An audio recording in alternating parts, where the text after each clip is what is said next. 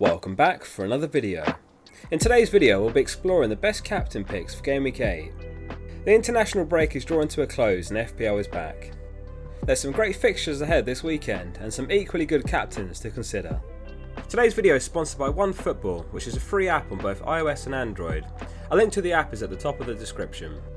From an FPL perspective, I definitely recommend giving it a try. Not just because it supports the channel, but it's a genuinely good app for its features such as the lineups, live scores, goal scorers, assisters, news and more. When you open the app it'll ask you which team is your favourite, or if you don't have one you can simply skip the step. You can also favourite competitions such as the Premier League. Thank you again to OneFootball. To download the app simply hit the link at the top of the description. Enjoy the video. We'll start off with the top player on the predicted points model, which is Mo Salah. Salah's actually started this season on more points than he's ever had by this point, including his record-breaking 17-18 season. He has 6 goals and 4 assists from his opening 7 games, only blanking once all season. He's top among all players for expected goal involvement on 6.46 XGI, second place being Mane on 5.56. Salah faces Watford away, who will have newly appointed Ranieri in charge.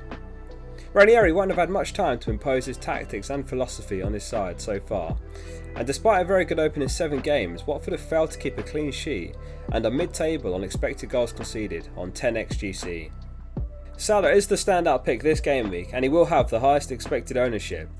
However, with that in mind, any returns he gives you won't have a significant impact on your rank, so let's take a look at 2 very good alternatives.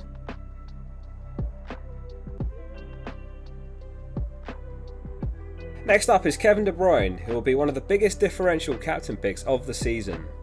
He's owned by just 2% of the game and scored a crucial goal against Liverpool in Gameweek 7. He's arguably still getting up to full speed this season, having only started twice, but he featured for Belgium over the break, getting 3 assists in 2 games, and he has a Gameweek 8 fixture that's been a goal fest historically. He faces Burnley at home, who Man City have a remarkable record against.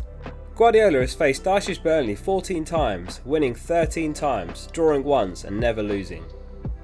Over those 14 games, Man City have scored 42 goals at a rate of 3 goals per game and conceded 5 games in total at a rate of 0.38 goals per game.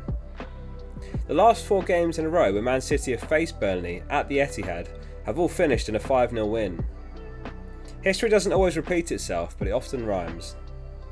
Overall, Burnley have not been the defensively resolute side that we've seen from them before, and they're ranked 6th worst for expected goals conceded and have kept only 1 clean sheet, which came against Norwich before the break.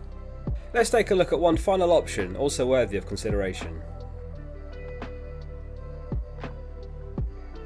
The final pick is Heung-min Son, who impressed against Villa just before the break, assisting both of Tottenham's goals in their 2-1 win. In the 6 games he's played, he has 3 goals and 2 assists, which is especially impressive considering Kane's poor form thus far. If there's a week for Kane to get his first league goal, or Son to haul, it's this game week. Son faces Newcastle, who are rock bottom on expected goals conceded on 13.7 XGC, and they're the only other team besides Watford yet to keep a clean sheet. Newcastle have conceded the joint most goals on 16 and have given up a big chance at a rate of every 34 minutes, so we're likely to see 2 or 3 given to Spurs at the current rate. The big news over the international break was the Saudi-led takeover of Newcastle and the subsequent expected sacking of Bruce. It's impossible to quantify the immediate effect the situation will have on the squad. However, the reports are that Graham Jones, the current assistant coach, will step in as caretaker manager. He has very little first-hand managerial experience and perhaps will see Newcastle continue to struggle, as we have done with caretaker managers in the past. Jones' only experience as a manager was in charge of Luton Town, where he won just 29% of games and then left by mutual consent. Spurs will be keen to kick on with another win after a poor patch of form between game weeks 4 and 6, followed by a hard-fought win against Villa. And with that in mind, Son is another differential option who could do very well too. That wraps up today's video. Drop a comment and let us know who you've got the armband on. I read every comment. And for now, thank you for watching today's video, and please remember to leave a like to support the channel. If you're new to the channel, hit subscribe so you don't miss future content. And if you're interested in the team selection of the top 100 all-time FPL players, a link to that's on screen now.